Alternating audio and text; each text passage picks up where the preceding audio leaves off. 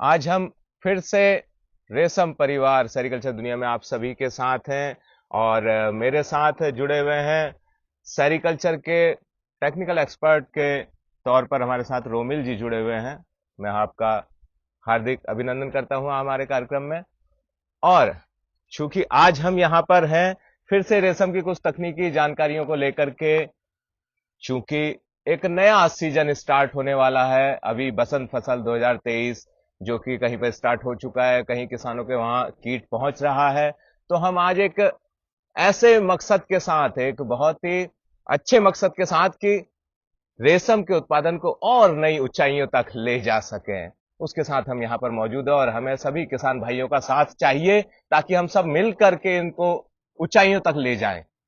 और इसके लिए मैं आप सभी से एक वादे के रूप में चाहूंगा कि आप हमारे साथ ये वादा करें और हम इसे अपने आदर्श वाक्य और नारे के रूप में, मैं रोमिल जी से भी आग्रह करूंगा कि हम सब इसे यहां पर आज हम दोनों लोग उच्चारण करेंगे, उद्घोष करेंगे अपने इस नारे का। और आप सब भी इसे वचन के रूप में, एक शपथ के रूप में हमें सुनते और देखते समय कर रहे होंगे। आप मेरे साथ साथ इसे भी उच्चारण करेंगे। रेशम की रेशम की पैदावार पैदावार बढ़ाएंगे, बढ़ाएंगे, हर हर घर घर खुशहाली खुशहाली लाएंगे। लाएंगे। उज्जवल उज्जवल रेशम रेशम ऊंचा ऊंचा दाम, दाम, बड़े बड़े किसानों किसानों का का सम्मान। सम्मान। तो मेरा अपने रेशम साथियों से अनुरोध है कि इस शपथ को हम लेकर के अपनी इस मुहिम को, जिससे कि हम रेशम के उत्पादन को नई ऊंचाइयों तक पहुंचा सकें और अपने आय के अर्जन को और ऊंचाइयों तक ले जा सकें। तो समस्त रेशम परिवार, रेशम किसानों और अपने सभी कार्मिकों से मेरा अनुरोध है कि हम इस उद्देश्य के साथ और इस नारे के साथ, इस आदर्श वाक्य के साथ आगे बढ़ेंगे। तो अब हम तकनीकी सत्र की ओर आगे बढ़ते हैं रोमिल जी, क्योंकि ये कीट पालन का समय जो है बसंत का शुरू होने जा रहा है, जिसमें कुछ जिलों में किसानों के पास कीड़ा पहुंचने को तुरंत तैयार होगा और कुछ, जैसे नैनीताल जिले की बात करें तो 8-10 दिन बाद वहां पर हमारा किसान तैयार होगा कि उसके पास कीट पहुंच जाएगा। तो ऐसी स्थिति में एक बहुत जरूरी सी चीज हो जाती है कि जब किसानों के घर में कीड़ा जाता है,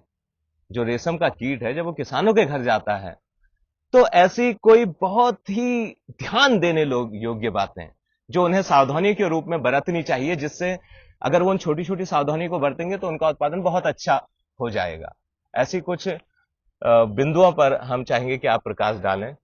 रोमित जी। धन्यवाद सर। सबसे पहले तो सभी रेशम से जुड़े किसान भाइयों को होली के अवसर की शुभकामनाएं।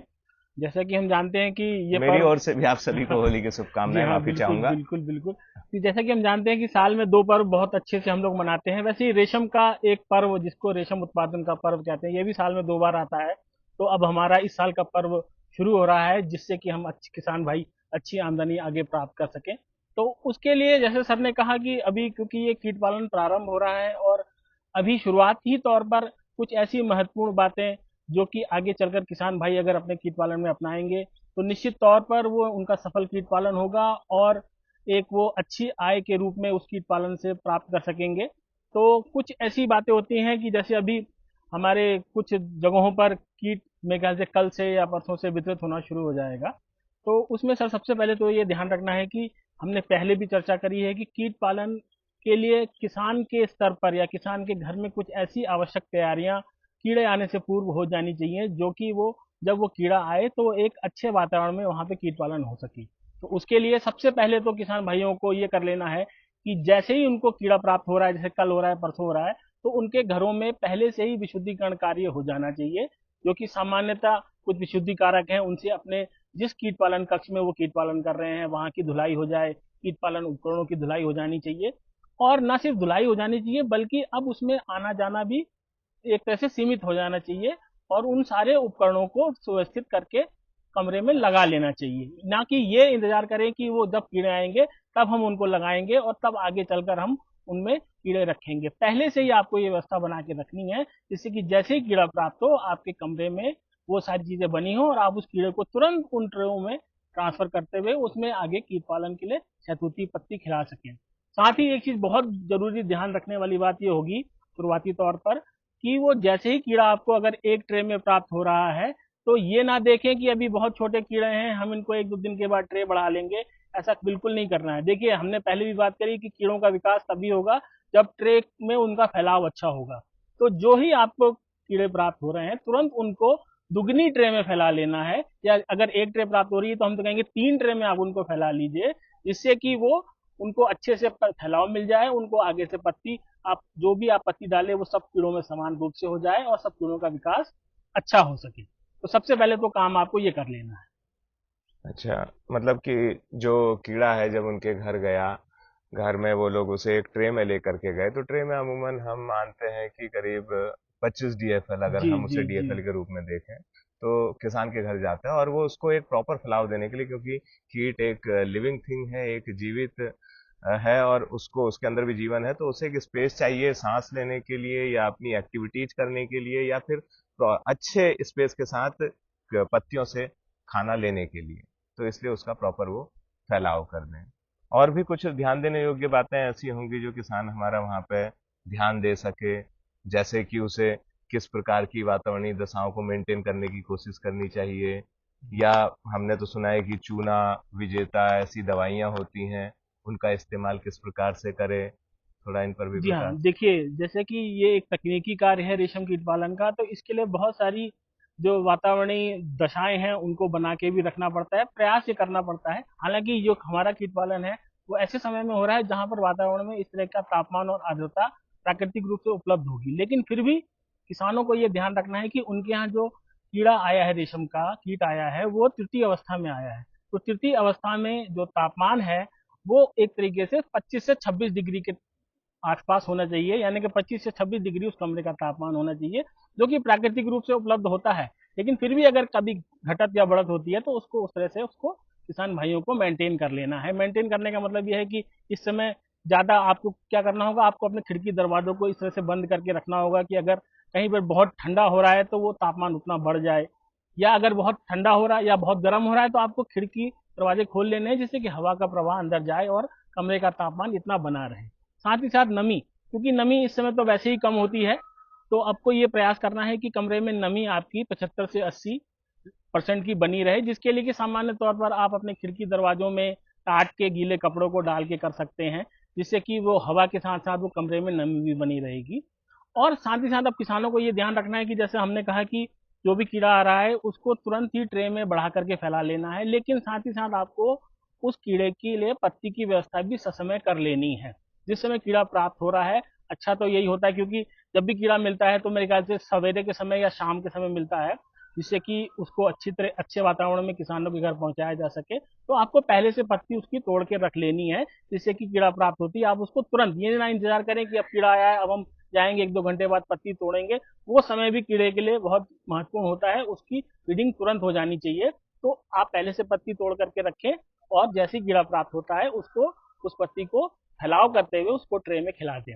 अब पत्ती तोड़ने का, जैसे किसान भाई ये तो जानते हैं कि पत्ती बहुत महत्वपूर्ण होती है कीड़े के विकास के लिए, तो दिन में किसान भाइयों को आगे कीट पालन अवधि में 4 बार पत्ती तोड़नी पड़ेगी।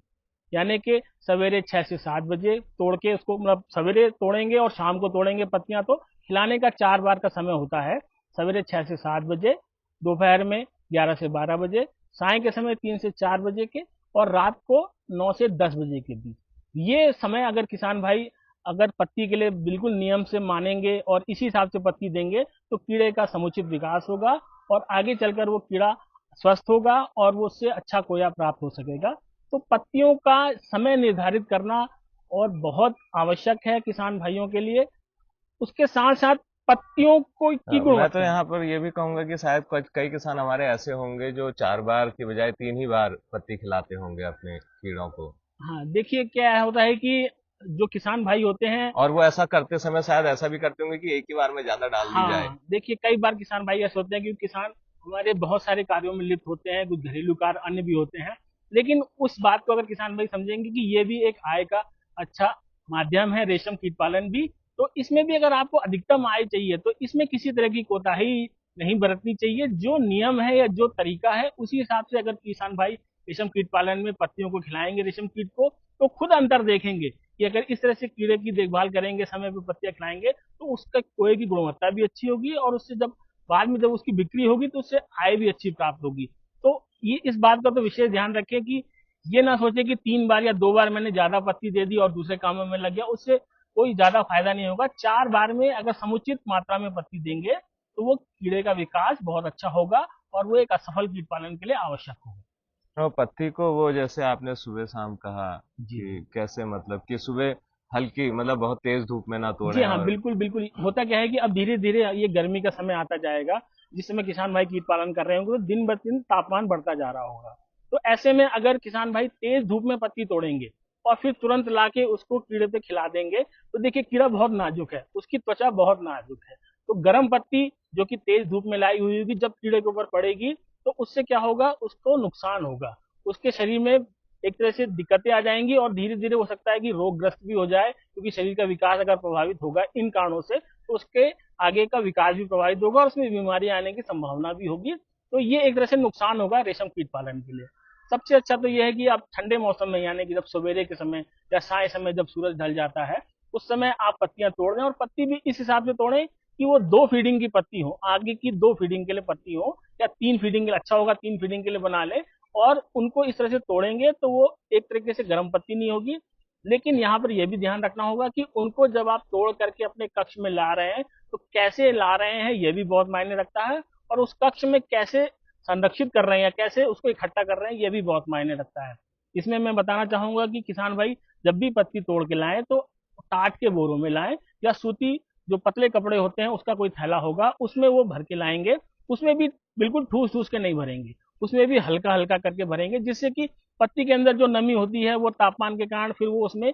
एक तरीके से वो टेम्परेचर बढ़ जाता है। उस अगर बहुत हमने ठूस के भरा है तो वो पत्ती झुलस जाएगी, और फिर जब वो झुलसी पत्ती या तो खराब हो जाएगी, या किसान भाई अगर उसको कीड़े को खिलाएंगे तो उससे कीड़े की दशा भी प्रभावित होगी और उसमें रोग आ सकता है। तो एक तरह से हल्के टाट के कपड़े या हल्के सूती कपड़ों में उसको लाएंगे, और कमरे में भी लाके ऐसा नहीं है कि उसमें उस बोरे में लाए उसी बोरे में उसको छोड़ दिया, ऐसा कतई नहीं करना है। जैसे ही आप कमरे में उस पत्तियों को लाएंगे उसको फैला देना है, और उसमें एक दो बार ऐसे हाथ से चला के उसकी जो अंदर की जो नमी जो गर्मी है उसको भी आप एक तरह से बाहर कर देंगे। फिर जो हमारा टाट का कपड़ा है या कोई सूती कपड़ा है उसको निचोड़ करके उस जो पत्तियों का ढेर है उसके चारों तरफ लपेट देंगे। ऐसा करने से उन पत्तियों को हम अगली 2-3 फीडिंग तक आसानी से संरक्षित रख पाएंगे और उसको हम आगे कीड़ों को खिला सकेंगे। तो आपने कहा कि जैसे वो पत्तियां तोड़ें जब भी, तो अपनी आगे की 2 फीडिंग के लिए तोड़ रहे हैं, जी तो इसका मतलब है कि जब वो पत्ती तोड़ करके ला रहे हैं तो क्या उसे तुरंत नहीं खिलाएं? नहीं, देखिए तुरंत तो कभी नहीं खिलाना चाहिए, क्योंकि बाहर का अगर बहुत सवेरे हमने पत्ती तोड़ी है तो पत्तियों में ओस होगी, और अगर दोपहर में तोड़ी है तो वो तेज पत्तियां होंगी। जैसे दोपहर में तो हम मना ही कर रहे हैं, लेकिन फिर भी जब भी पत्ती आए उस कीट पालन कक्ष में तो उसको कुछ समय उस कमरे के टेम्परेचर में, उसके वातावरण में उस पत्तियों को रहना बहुत आवश्यक है, जिससे कि वो उसी तापमान के अनुकूल या उसी आर्द्रता के अनुकूल पत्तियां हो जाती हैं। फिर उस कुछ समय बाद हम उनको पत्तियों को कीड़ों को खिलाएंगे तो वो एक अच्छे भोज्य पदार्थ के रूप में कीड़े के लिए उपलब्ध होंगी वो। अब आपने कहा जैसे कि सुबह जल्दी तोड़ लेंगे तो ओस लगी होगी, तो वो ओस लगी वाली पत्ती हम ना खिलाएं। जी जी जी। और कभी ऐसा भी हो सकता है कि उसमें धूल गर्द लगी हुई हो। हाँ, देखिए धूल गर्द वैसे तो प्रयास ये करना चाहिए कि जहाँ पर हमारा कीट पालन के लिए हमने अपने शहतूत वृक्षों को लगाया है वहां पर किस तरह से हो कि वहां ज्यादा धूल का प्रभाव ना हो। लेकिन फिर भी अगर आप लाके सीधे बिना देखे उसको पत्तियों को कीड़ों को खिला देते हैं तो ये सारी चीजें भी उसके साथ भोजन के रूप में उसके कीड़े के शरीर में चली जाती हैं और वो नुकसान करती हैं। तो धूल वाली पत्तियों को भी, जैसे मैंने कहा, हाथ से जब आप चलाते हैं उन पत्तियों को लाकर तो काफी चीजें धूल या इस तरह के कण वो आपके उसको ढेर को हिलाने से ही अलग हो जाते हैं, और वो सुरक्षित पत्ती को आप लंबे समय तक कपड़े से ढक के रख सकते हैं। अच्छा। और जब पत्तियों की बात आ ही रही है तो अक्सर रोमिल जी ऐसा भी हो जाता है किसानों के साथ कि कोई वो खेतों में ही, क्योंकि उनका पौधा लगा हुआ है, तो वहां पर कोई और फसल है, तो फसल में किसान क्या करता है कि दवाइयां डाल देता है। और दवाई डालता है तो वो हवा के झोंक से या आसपास ही होने की वजह से उसकी सहतूत के पेड़ की पत्तियों तक भी वो दवा चली जाती है। तो कहना जी चाहिए वो दवा तो जहर है एक प्रकार जी। से, क्योंकि वो किसी कीटनाशी के तौर पे यूज की गई है या फिर किसी बीमारी को मारने के लिए यूज की गई है। तो उस जहर मिली पत्ती हम कह लेते हैं उसे, तो क्या इस प्रकार की पत्ती हमारे कीड़े तक पहुंच जाती है और फिर तो वो उससे तुरंत मरने लग जाता है? क्या सावधानी हम ऐसे में बरतें? देखिए ये समस्या बहुत आती है, क्योंकि किसान जो होते हैं वो अलग अलग तरह की खेती करते हैं अपने क्षेत्र में, सिर्फ रेशम का काम ही नहीं कर रहे होते हैं। बहुत सारी ऐसी दूसरी फसलें होती हैं जिनमें कीटनाशक या इस तरह की स्प्रे करे जाते हैं। तो सर्वप्रथम तो जैसा कि हम सारे किसान भाइयों से अपील करते हैं कि अपने घर के आसपास वो पर्याप्त मात्रा में उनके शहतूत वृक्ष हों, जिससे कि इस तरह के प्रभावों को वो देख सकें या जान सकें कि इस क्षेत्र में इस तरह की दवाइयों का उपयोग हुआ है कि नहीं हुआ है, क्योंकि आंखों देखी चीज में फिर उसका वो उपचार या सावधानी बरत पाएंगे। लेकिन अगर ऐसी परिस्थिति बनती है कि उनको पत्ती किसी ऐसी जगह से लानी पड़ रही है जो कि बहुत दूर है या जहाँ की जानकारी उन्हें नहीं है, तो हमेशा ये बात ध्यान रखेंगे कि ऐसी जगहों से पत्ती लाने के बाद उनको सीधे कीड़ों को सारी मतलब जो उनके पास कीट पालन में कीड़े पल रहे हैं उनमें वो एक साथ उपयोग ना करें, क्योंकि वो अनजान जगह से लाई हुई पत्ती हैं, आपको देख करके अंदाजा नहीं लगेगा कि इसमें जहर का प्रयोग है कि नहीं है। तो सबसे पहले उन पत्तियों की कुछ मात्रा लेके कुछ कीड़ों के ऊपर उनको डाला जाए, उनको खिलाया जाए और थोड़ा वेट करके देखना चाहिए, थोड़ा रुकना चाहिए, क्योंकि अगर जहरीली पत्तियां होंगी तो 15 से 20 मिनट या आधे घंटे के अंदर उसमें उनका असर दिखाई दे जाएगा। और अगर हमने सारी ट्रे में पत्तियां लाके एकदम से डाल दी हैं तो क्या होगा, पूरी कीट पालन की ट्रे में उस जहर वाली पत्तियों से नुकसान हो जाएगा। थोड़ी मात्रा में कीड़ा अलग रखेंगे, उनमें पत्ती खिला के देखेंगे, अगर उनमें कुछ ऐसा लग रहा है कि कीड़ों को उसका दुष्परिणाम दिखाई दे रहा है, उसमें जहर के कारण कीड़े में मर रहे हैं कीड़े, तो आप उन सारी पत्तियों को जो लाए हैं उनको अपने कीट पालन कक्ष से बाहर हटा देंगे और नई ऐसी जगह से जहां पर इस तरह का प्रकोप ना हो वहां से कीड़ों को पत्ती लाकर खिलाएंगे। इससे क्या होगा, आपके पूरी पूरी कीट पालन प्रभावित नहीं होगा, कुछ मात्रा में हो सकता है इस कारण से वो प्रभावित हो। तो इस तरह का सावधानी रखना बहुत जरूरी है। कहीं कहीं रोमिल जी ऐसा भी होता है कि बड़ी सावधानी बरतने के बाद भी क्षेत्र में कभी ऐसा लगता है कि कोई बीमारी आ गई है, या पूरा गांव है, गांव में 25 किसान जो हैं उसे पाल रहे हैं कीड़े को, किसी के घर में बीमारी दिखाई दे रही है, तो क्या उसके घर में बीमारी देखने हमें जाना चाहिए, या उस वो हमारे घर में हमारे कीट पालन को देखने आए, तो क्या ये चीजें ठीक है? नहीं सर, ये चीज़ें जैसे कि इसमें जो प्रसार से जुड़े कार्मिक हैं उनके लिए भी बड़ी महत्वपूर्ण बात है ये, और किसान जो कीट पालन से जुड़े हैं उनके लिए भी ये जानकारी रखना बहुत ज़रूरी है कि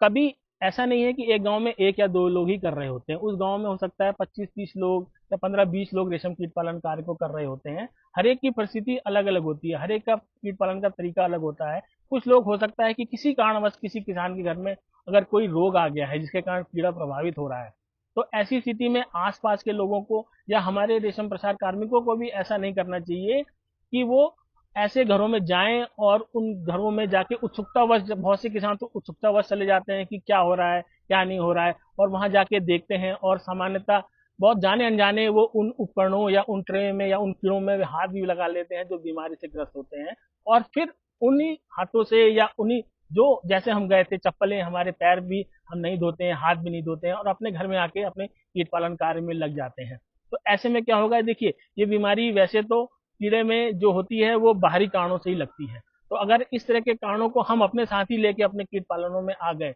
जाने अनजाने अपने हाथ या पैरों से, तो निश्चित तौर पे हमारे यहाँ जो किसान है दूसरे जिनके यहाँ कीड़ा स्वस्थ रूप से पल रहा है उनके यहाँ भी ये बीमारियां आने की संभावना रहती है, और एक बार अगर बीमारी आ जाती है तो उसमें संभालना थोड़ा सा मुश्किल हो जाता है। और होता क्या है कि खाली उत्सुकता या अज्ञानतावश हमारे रेशम प्रसार कार्मिकों से भी ये अनुरोध रहता है कि वो भी जब भी किसी किसान के घर जाएं तो बकायदा हाथ और पैर धो के अंदर जाएं, जो भी वहां अगर वो उनके साथ लग रहे हैं काम में तो उसके बाद भी किसी नए किसान के घर जा रहे हैं देखने तो वो हाथ पैर धो के ही उसके घर जाएं। और विशेष ध्यान ये रखें कि बीमारी वाली जगहों पर या बीमारी वाले जो घर हैं वहां पर जाना अनजाना बिल्कुल कम कर दें, और अगर जा भी रहे हैं तो फिर दूसरे घरों में जाने से पहले पर्याप्त रूप से अपना विशुद्धिकरण या अपने हाथ पैर भी धो लें।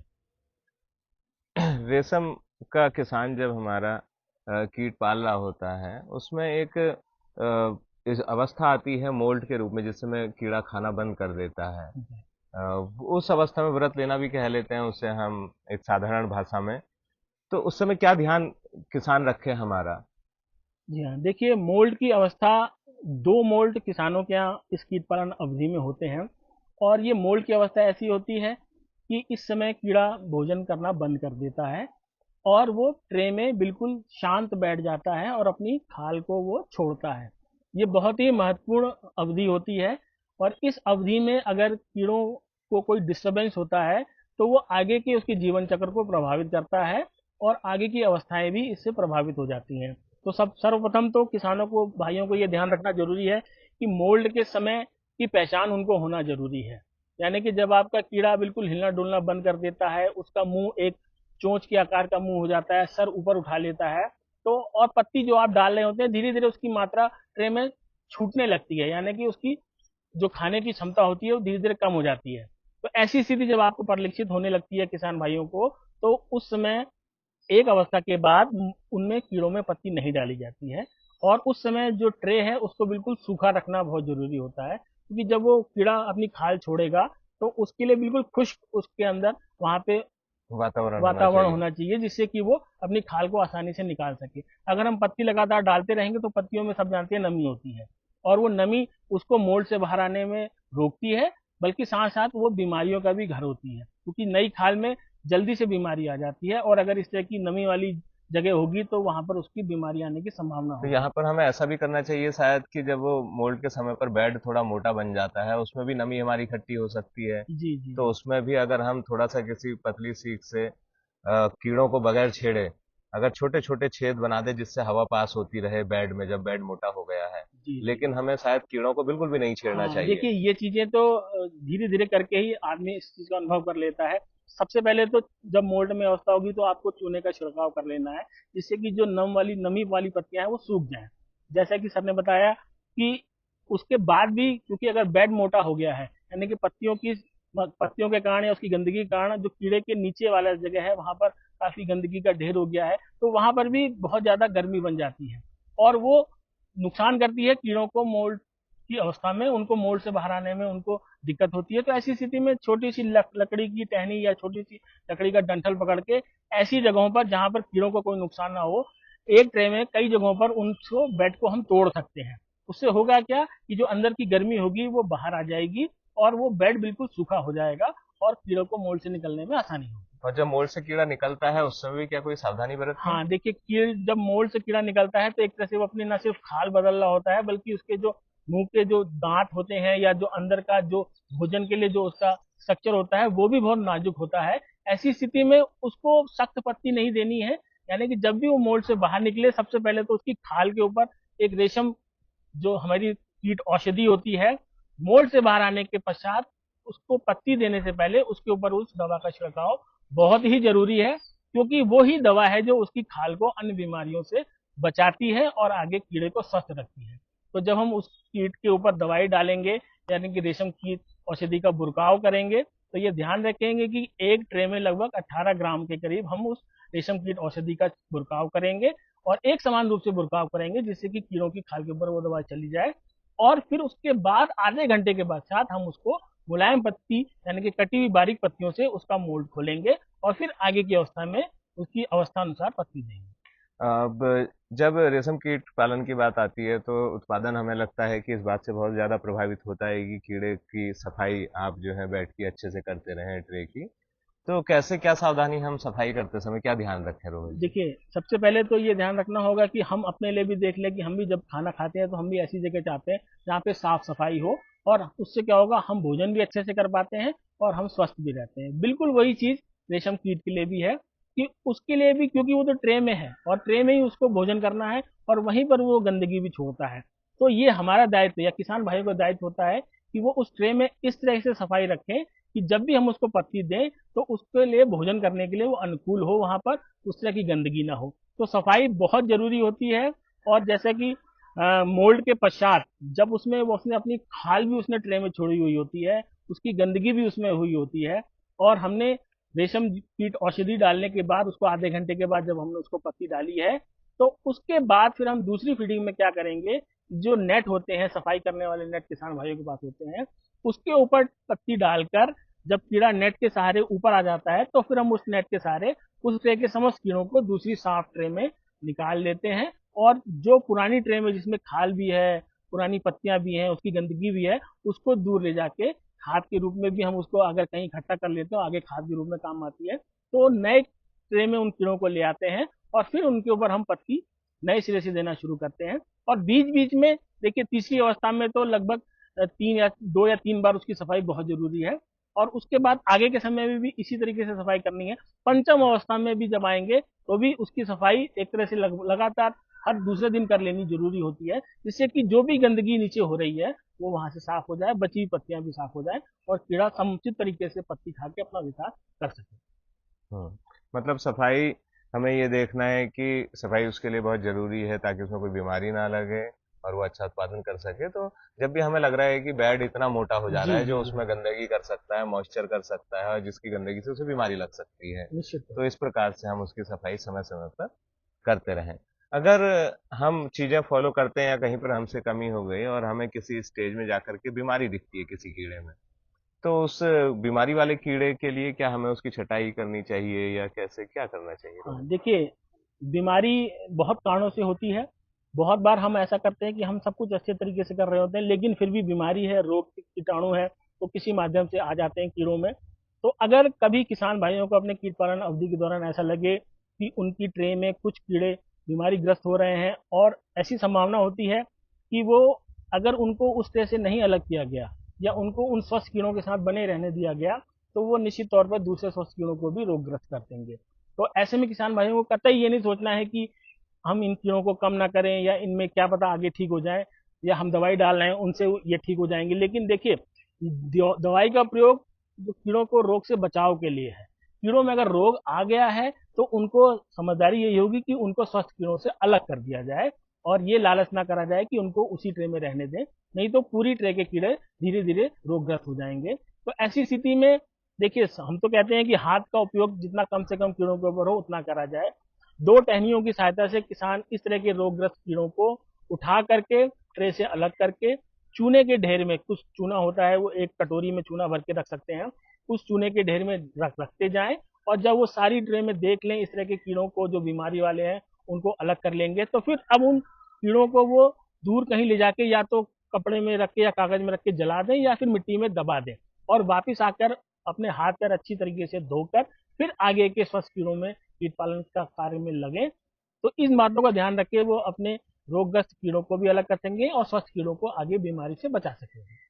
तो कीड़ा इतनी सावधानियां बरतते बरतते हमारा अब अपनी पंचम अवस्था के अंतिम दिनों पर पहुंच गया है, और वहां पर उसकी माउंटिंग की यानी कि चंद्राकी में उसे कीड़ा पक गया है कहते हैं। तो पकने के बाद अब वो उसकी रेशम ग्रंथि पूरी डेवलप हो चुकी है, अब वो रेशम निकालेगा और अपना ककून कोया बनाएगा। तो उस समय उसको हम चंद्राकी में रखने जा रहे होंगे, कोई सावधानी है उस दौरान? जी हाँ, देखिए, सारी मेहनत करने के बाद जब प्रतिफल का समय आता है, तो उस समय भी चूक, थोड़ी सी भी चूक उस पूरे कीट पालन को प्रभावित कर सकती है, या हमें किसान भाइयों को कम लाभ प्राप्त दिला सकती है। तो ऐसी स्थिति में ये ध्यान रखना बहुत जरूरी है कि जितनी मेहनत हमने कीट पालन अवधि में करी है, उतनी ही मेहनत हमें उस कीड़े की माउंटिंग अवस्था, यानी कि जब वो रेशम बनाने की प्रक्रिया करता है, उस समय रखनी है।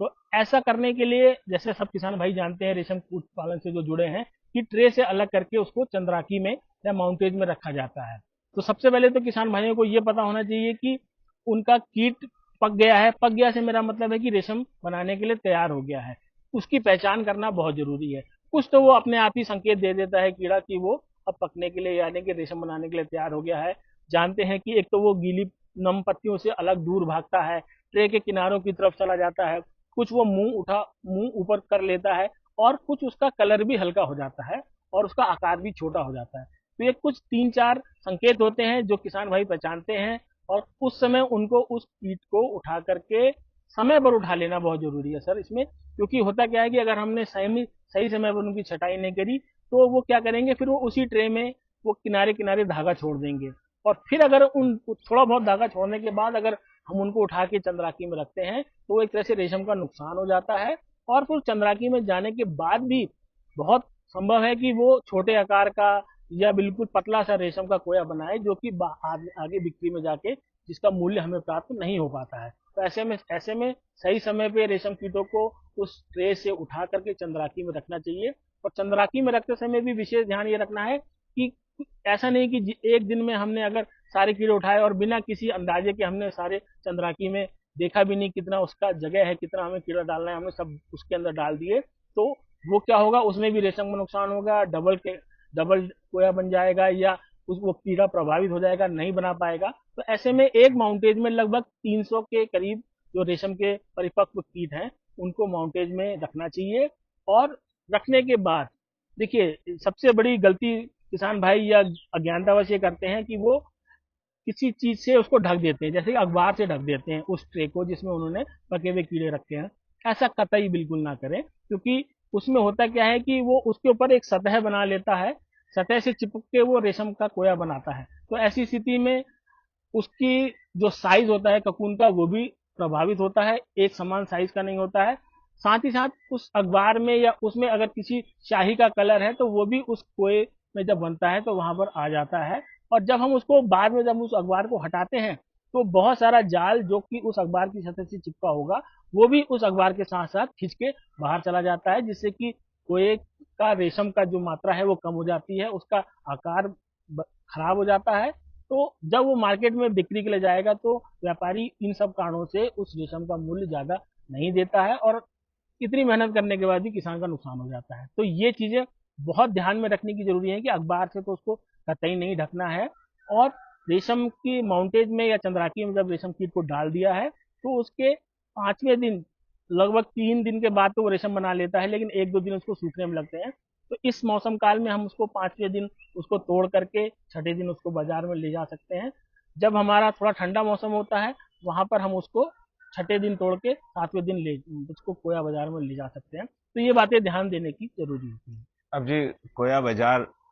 पे हमारे कोया को ले जाने की नौबत आ गई है, मतलब हम प्रतिफल की ओर बिल्कुल बढ़ चुके हैं। तो क्या उसे अपने घर से उसे कोया बाजार तक ले जाने के लिए भी कोई सावधानी बरतनी चाहिए? जी हाँ, देखिए जैसा कि किसान भाई जानते हैं कि जो भी वो रेशम का कोया बनाते हैं किसी भी श्रेणी का हो, वो कोया बाजार में उसका विक्रय हो जाता है। लेकिन वो ये भी जानते हैं कि उन सब कोयों का श्रेणीवार मूल्य अलग अलग होता है। जो कि रीलिंग कोया होता है, अच्छा कोया होता है, उसका मूल्य बहुत अधिक होता है। साथ ही साथ डबल कोया या डैमेज कोया जो कि निम्न श्रेणी के होते हैं उनका व्यापारी मूल्य अधिक नहीं देते हैं। तो उतनी मेहनत करने के बाद भी अगर ऐसी स्थिति आ गई तो किसान का नुकसान होता है। अब बात हुई कि जो रीलिंग कोया, ऐसा नहीं है कि रीलिंग कोया बना और आपने उसको कैसे भी भर के बोरों में टाइट टाइट भर के या जो हमारे प्लास्टिक के थैले होते हैं उनमें भर के आप किसान कोया बाजार में ले जाएंगे और वहां जाके उनको वैसा ही मूल्य मिलेगा, ऐसा ही कतई नहीं होता है। क्योंकि इस ले जाने के दौरान अगर उन्होंने किसी प्लास्टिक के थैले में उसको ले गए तो क्योंकि वो ककून है उसके अंदर जीवित प्यूपा है या लार्वा है, तो वो क्या होता है कि जब इस तरह से ठूस के भर के ले जाएंगे तो वो उसके दबाव से वो अंदर से उसमें खराबी आ जाती है, एक द्रव्य छोड़ देता है या पिचक जाता है जिससे कि उस कोए में दाग पड़ जाता है और वो बहुत ही नमी होने के कारण वो ककून भी बिल्कुल पिलपिला जैसा हो जाता है। तो ऐसी स्थिति में वो रेशम बिक्री के लिए रीलिंग होते हुए भी वो मूल्य का नहीं रह जाता है और व्यापारी उसका मूल्य नहीं देता है। तो हमेशा ध्यान रखना है कि जैसे हमने बताया पत्ती लाते समय भी एक तरह से टाट के बोरे या सूती पतले कपड़े के थैलों का प्रयोग करना है। वैसे भी रेशम कोए को बाजार में बिक्री ले जाने के लिए भी किसान भाइयों को इसी तरीके के थैलों का प्रयोग करना है जिसमें हवा का आदान प्रदान हो और उसमें भी उनको बिल्कुल टाइट से या ठूस ठूस के कोयों को भर के नहीं ले जाना है, बहुत हल्के तौर पे उनको भरना है और हवादार थैलों में ले जाएंगे और श्रेणीवार ले जाएंगे, डीलिंग अलग, डबल अलग, डैमेज अलग। तो फिर जब वो बाजार में उसकी विक्रय होगा तो वो उसको श्रेणी के मुताबिक अच्छा मूल्य किसान को प्राप्त हो सकेगा। विमल जी, मैं समझता हूँ हमने शुरुआत से लेकर के कोए को आखिरी तक पहुंचा दिया है, जहां पर अब वो मार्केट में पहुंच जाएगा और मार्केट में पहुंच करके उसको उसका किसान को अपने कोए का दाम मिलेगा और वो अपनी आजीविका को बढ़ा सकेगा। सभी मुख्य बिंदु हम समझते हैं कि हमने किसानों के लिए आज कवर किए हैं। और मैं अपने किसान भाइयों से ये कहना चाहूंगा अंत में कि आपसे विनम्र अनुरोध है और आपसे सहयोग की आशा है, क्योंकि हम और हमारा विभाग बहुत मेहनत कर रहा है कि आप अच्छा उत्पादन कर सकें और अच्छी आय का अर्जन कर सकें। तो प्लीज प्लीज प्लीज आप हमारी बातों को ध्यान से सुने और मेहनत के साथ काम करें ताकि अर्जन अच्छा हो सके। विभाग और सरकार आपके लिए है, तो आप 2 कदम चलें, 4 कदम हम आपकी ओर चलने को तैयार हैं और चल रहे हैं। आप हमारे साथ कदम से कदम और हाथ से हाथ और कंधे से कंधा मिला करके चलें। हमें बड़ी आशा है कि आप रिकॉर्ड तोड़ उत्पादन करेंगे और रेशम को उत्पादन को नई ऊंचाइयों तक ले जाने के साथ साथ अपने गांव का, हमारे समाज का और हमारे देश का विकास करने में साथ देंगे। मैं अंत में फिर से अपने आदर्श वाक्य को रोमिल जी के साथ दोहराना चाहूंगा और अपने किसानों से आग्रह करना चाहूंगा कि आप भी हमें देख रहे हैं, आप भी इन्हें हमारे साथ साथ जोश के साथ शपथ के रूप में दोहराएं। रेशम की पैदावार बढ़ाएंगे, हर घर खुशहाली लाएंगे। उज्जवल रेशम, ऊंचा दाम, बड़े किसानों का सम्मान। आप सभी को अच्छे रेशम उत्पादन की शुभकामनाएं।